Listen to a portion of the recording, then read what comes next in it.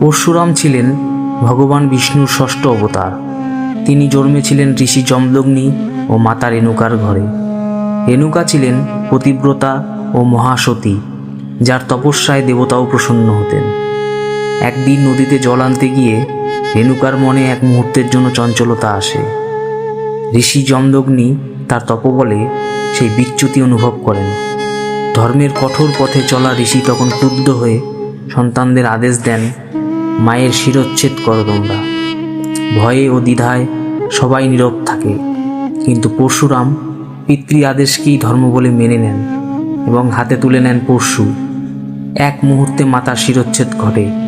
পরশুরামের চোখে তখন অশ্রু, হৃদয়ে অসীম যন্ত্রণা, কিন্তু ধর্মের আদেশ তিনি ভাঙেননি।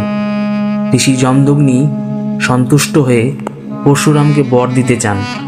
পরশুরাম একটাই বর চান, মাকে আবার জীবিত করুন। ঋষির তপবলে রেণুকা আবার জীবিত হন, পূর্বের চেয়েও পবিত্র ও শান্ত।